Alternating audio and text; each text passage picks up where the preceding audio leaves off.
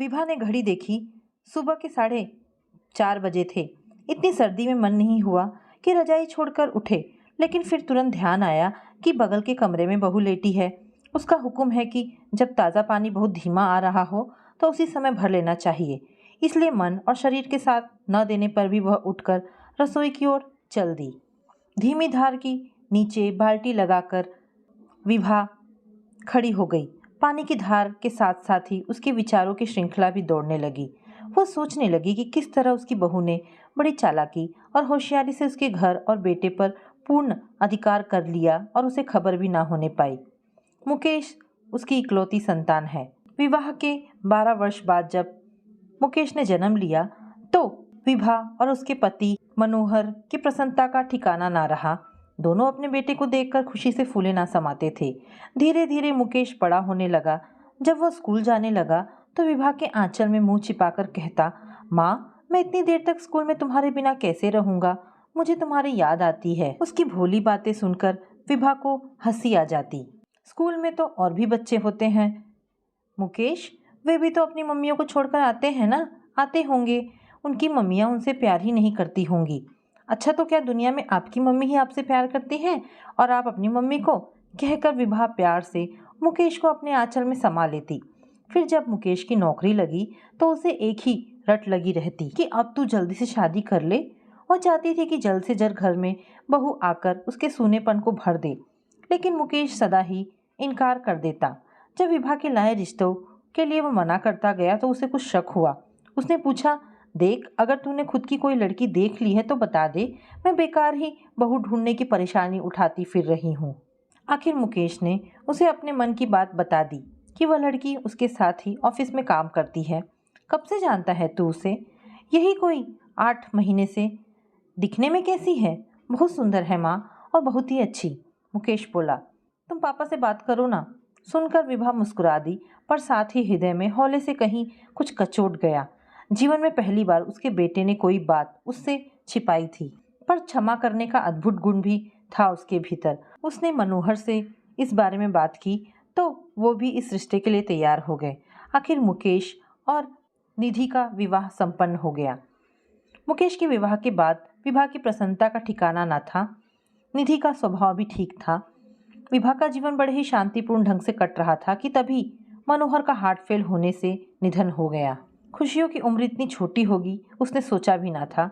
बेटे के प्रेम में वह कब पति को भूल गई थी, इसका अनुभव उसे मनोहर से बिछड़ने के बाद हुआ। व्याकुल होकर मनोहर की एक एक बात याद करती। उसे याद आता, मनोहर हंसकर कहा करते थे, हर समय बेटा बहू के आगे पीछे घूमती रहती हो, कभी 2 घड़ी मेरे पास भी बैठ जाया करो, ऐसा ना हो कि बाद में पछताती फिरो। विभा उन बीते हुए क्षणों को लौटा लेने के लिए विकल होती, मगर यह संभव नहीं था। फिर निधि ने धीरे धीरे बड़ी चालाकी से उससे काम लेना शुरू किया। माँ, मैं नहाने जा रही हूँ, आप जरा मुकेश का टिफिन तैयार कर देंगी? सरल स्वभाव की विभा निधि की बातों को समझ नहीं पाती। खुद ही कह देती, तुम नहा लो बहू, खाना मैं बना देती हूँ। फिर उसे पता ही न चला और रसोई की सारी जिम्मेदारी धीरे धीरे उसके ऊपर ही आ गई। सुबह का नाश्ता बनाने से लेकर रात का खाना तक वही बनाती। जब मनोहर थे तब परिस्थिति ऐसी कभी नहीं थी। काम तो वह तब भी करती थी, पर कभी ऐसा प्रतीत नहीं हुआ कि वह किसी के अधीन है। पहले यहाँ जो कुछ था उसका अपना था। अब वह जो भी काम करती है उसमें निधि जानबूझकर मीन मेख निकालकर उसे अपमानित करती रहती है। जब से मुकेश का प्रमोशन हुआ तब से वह काम में अधिक व्यस्त रहने लगा। विभा को बेटे से कोई शिकायत नहीं है, बस है तो केवल यह दुख कि जो बेटा बचपन में उससे एक पल भी दूर नहीं रह पाता था, आज उसी के पास उससे बात तक करने का वक्त नहीं रह गया है। इस कमी को वह अपने 5 वर्षीय पोते अंश के साथ खेलकर पूरा कर लेती है। लेकिन निधि को दादी का यह स्नेह भी अच्छा नहीं लगता। जिस घर के बनने पर उसने पति का हाथ थामकर गृह स्वामिनी बनकर प्रवेश किया था, आज उसी घर में उसकी स्थिति एक नौकरानी जैसी हो गई थी। माँ, तभी निधि ने उसे आवाज़ दी और वह अतीत की यादों से वर्तमान में लौट आई। उसने घबराकर पानी भरना छोड़ चाय का पानी गैस पर रख दिया। निधि का मायका उसी शहर में होने के कारण वह कभी अपने घर रहने नहीं जाती थी। यदि सुबह गई तो शाम तक वापस आ जाती थी। एक दिन उसकी बुआ के बेटे की शादी का दिल्ली से निमंत्रण पत्र आया। निधि ने मुकेश से कहा तो मुकेश बोला, मैं तो नहीं जा पाऊंगा, तुम अंश को लेकर चली जाओ। ठीक है, फिर मेरा 2 दिन बाद का रिटर्न टिकट भी यहीं से करा देना। अगले हफ्ते निधि अंश को लेकर दिल्ली चली गई। ट्रेन में बिठाकर मुकेश लौटा तो काफ़ी रात हो गई थी। थका हुआ मुकेश आकर तुरंत सो गया। विभा का प्रतिदिन का यही नियम है कि उसे सुबह ठीक 4:30 बजे उठकर पीने का पानी भरना होता था। अगले दिन सुबह उसी समय उसकी आंख खुल गई, लेकिन फिर उसने आराम से रजाई में मुंह ढक लिया। आज उसे किसी का भय नहीं था। वैसे भी पानी तो 7 बजे तक आता है, इसलिए चैन की सांस लेकर वह फिर से सो गई। जब आंख खुली तो सुबह के 6:30 बज चुके थे। देखा मुकेश चाय का कप हाथ में लिए उसे उठा रहा था। माँ उठो, चाय पी लो। क्या हुआ, तबीयत तो ठीक है? मुझे तो चिंता हो रही थी, तुम इतनी देर तक कभी सोती नहीं। कुछ पल तक तो विभा मुकेश को देखती ही रह गई। उसे विश्वास नहीं हुआ कि वह जो देख रही है वह सपना है या सच। मुकेश, तू चाय बनाकर लाया है मेरे लिए? तो क्या हुआ, तुम इतने आराम से गहरी नींद में सो रही थी तो मुझे लगा कि तुम्हें कौन परेशान करे, मैं ही बना लाता हूँ। अरे नहीं रे, बिल्कुल ठीक हूँ मैं, ऐसे ही मालूम नहीं क्यों आज आँख नहीं खुली। विभा बोली। सर्दी भी तो बहुत पड़ रही है, चाय की चुस्की लेते हुए मुकेश बोला। हाँ, शायद इसलिए उठ नहीं पाई। आज चाय में विभा को एक अजीब स्वाद की अनुभूति हो रही थी। ना जाने कितने समय के बाद बेटे के पास बैठकर बात करने का मौका मिला है। उसे याद आने लगे वे पल जब मुकेश छोटा था और वह बीमार हो जाती तो वह उसे बिस्तर से उठने ही न देता था। उसकी भोली प्रेम से भरी बातें सुनकर विभा के बीमार चेहरे पर मुस्कुराहट तैर जाती थी। गर्व से वह मनोहर की तरफ देखकर कहती, सुन रहे हो, मेरा बेटा मेरा कितना ख्याल रखता है। चाय छलकने से विभा की तंद्रा भंग हुई और वह वर्तमान में लौट आई। उठो, तेरे लिए कुछ खाना बनाऊं? नहीं माँ, आज रहने दो, आज मुझे बाहर काम है, खाने का समय तो मिलेगा नहीं, इसलिए परेशान मत होना। चल ठीक है, पर नाश्ता तो बना दूं? नहीं माँ, आज मैं ब्रेड खाकर दूध पी लूँगा। विभा के आंखों में अचानक आंसू आ गया और प्रतीत हुआ मानो उसका 20 बरस पहले का मुकेश उसके सामने फिर छोटा होकर आ गया हो। मुकेश के ऑफिस जाने के बाद जब वह कमरे से बाहर निकली तो 9 बज चुके थे। धूप लॉन में बिखर चुकी थी। कुर्सी डालकर वह धूप का आनंद लेने लगी। और कोई दिन होता तो इस समय वह रसोई की सफाई में लगी होती। तभी उसे सामने से मिसेस मिश्रा आती दिखाई दी। वह उसी की हम उम्र थी। तुरंत उठकर विभा ने उन्हें रोका।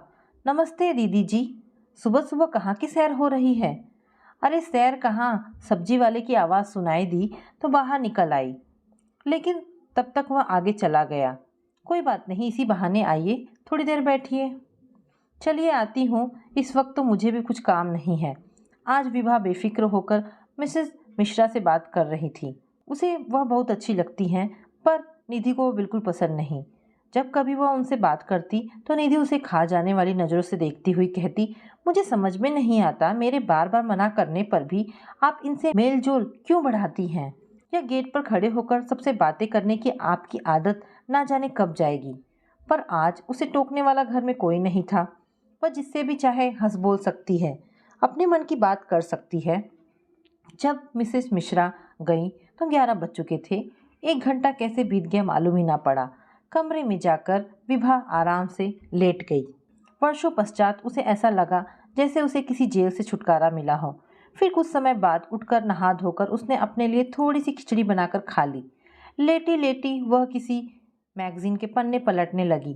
तभी अचानक अपने पुराने मोहल्ले वालों के यहाँ फ़ोन मिलाने लगी, जिनसे वह चाहते हुए भी कभी बात नहीं कर पाती थी। निधि उन लोगों को बिल्कुल पसंद नहीं करती थी। वह नहीं चाहती थी कि पुराने लोगों से संबंध बनाए रखे जाए। फ़ोन पर उसकी आवाज़ सुनकर उसकी पुरानी सहेली ममता हैरान रह गई। अरे विभा, आज तुम्हें हम लोगों की याद कैसे आ गई? बस कुछ ना पूछो ममता बहन, पर तुम सबने मेरी तो खोज खबर लेना छोड़ दिया। विभा बोली। ऐसा ना कहो, हम लोग जब भी दिन में एक साथ बैठते हैं तो तुम्हें ज़रूर याद करते हैं। पहले यह बताओ, यहाँ कब आ रही हो? क्या कभी भी अपने पुराने पड़ोसियों से मिलने का मन नहीं करता? ममता ने उलाहना दिया। अच्छा, मैं आज मुकेश से बात करती हूँ, यदि उसे समय हुआ तो किसी दिन ज़रूर आऊँगी, विभा ने कहा। शाम को जब मुकेश घर आया तो खाना खाते समय विभा ने उससे अपने मन की बात कही। ठीक है, कल मेरी मीटिंग है, वह तो 1 बजे तक ख़त्म हो जाएगी। दोपहर को आकर मैं आपको ले चलूँगा। मुकेश की बात सुनकर विभा प्रसन्न हो उठी। वैसे तो वह जानती थी कि मुकेश बचपन से ही उसके कहे किसी भी काम को मना नहीं करता, परंतु निधि से विवाह के पश्चात स्वयं उसी ने संकोचवश मुकेश से किसी भी बात के लिए कहना सुनना छोड़ दिया है। आज बेटे की बात सुनकर उसे लगा कि यह उसकी भूल थी। उसका मुकेश आज भी उसकी किसी बात को नहीं टालता।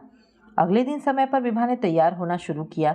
बहुत समय बाद उसने पहनने के लिए एक अच्छी साड़ी निकाली। जब साड़ी पहनकर शीशे के सामने खड़ी हुई तो एक फीकी मुस्कान उसके होठों पर खिल गई। आज ना जाने कितने समय के बाद यूं निश्चिंत होकर उसे स्वयं को आईने में निहारने का अवसर मिला था। अन्यथा सदा तो यह सोचकर कि निधि सोचेगी कि सास को बुढ़ापे में भी आईने के सामने खड़े होने का शौक है, वह कभी शीशे के सामने खड़े होने का साहस नहीं कर पाती। समय बीतने के साथ नारी सुलभ इच्छाएं कम जरूर हो जाती हैं, पर मरती तो नहीं। ठीक समय पर मुकेश की मोटरसाइकिल की आवाज़ सुनकर वह बाहर निकली। चलो माँ, जल्दी से ताला लगाकर आ जाओ, मुकेश ने कहा। ताला लगाकर जब वह मुकेश के साथ अपने पुराने मोहल्ले में जाने के लिए मोटरसाइकिल पर बैठी तो उसका दिल खुशी से भर उठा। आज ना जाने कितने समय बाद उसने खुले वातावरण में सांस ली। अचानक गाड़ी को ब्रेक लगा तो उसने देखा वह कानपुर के अपने उसी बरसों पुराने मोहल्ले में खड़ी है। चलो माँ, अपना पुराना मोहल्ला आ गया। हाँ मुकेश, चलती हूँ। दो पल को विभा ठगी सी खड़ी रह गई। उसकी आंखों के समक्ष यहाँ बीते हुए सभी पल साकार हो रहे थे। मनोहर के साथ इस मोहल्ले के छोटे से कमरे में जीवन की शुरुआत करने से लेकर नया घर बनाकर यह जगह छोड़कर जाने तक के सभी क्षण एकाएक उसकी आंखों के आगे घूम गए। पर यहाँ आज भी कुछ नहीं बदला। आज भी यहाँ छोटे छोटे पुराने मकान उसी दृढ़ता के साथ खड़े दिखाई दे रहे थे। एक ही शहर में रहते हुए भी यह जगह उससे कितनी दूर हो गई थी। उसे देखते ही ममता ने उसे बाहों में भर लिया। अरे विभा बहन, कितनी खुशी हो रही है तुम्हें देखकर, बता नहीं सकती। भावातिरेक से विभा की आंखें भर आई। शब्द उसके मुंह में ही अटक कर रह गए। तभी पड़ोस के घर से नीलू की माँ भी आ गई। अरे मुकेश की माँ तुम, मुझे तो विश्वास ही नहीं हो रहा है। आज तुम इधर का रास्ता कैसे भूल गई? ऐसा ना कहो बहन, तुम लोगों को भला कैसे भूल सकती हूँ। हर पल तुम सभी को याद करती हूँ। जब रहा नहीं गया तो मिलने चली आई। फिर उसके बाद तो जो बातों का सिलसिला चला तो समय का पता ही न चला। तीनों सहेलियां अपने बीते दिनों को याद करके खुश होती रहीं। मुकेश ने कहा, माँ अब चले? विभा को ध्यान आया, अरे उसे तो वापस जाना है। वहाँ से चली तो मुकेश ने पूछा, माँ कुछ खाओगी? अरे नहीं मुकेश, सकुचाते हुए विभा बोली। नहीं क्यों? क्या तुम्हें याद नहीं, पापा के साथ हम दोनों लाला के यहाँ अक्सर शाम को चाट खाने आया करते थे। तुम्हें तो वैसे भी महेशगंज के लाला के दही बड़े बहुत पसंद थे, फिर आज क्यों मना कर रही हो? मैं इतनी बड़ी भला क्या बाजार में खाती अच्छी लगूंगी?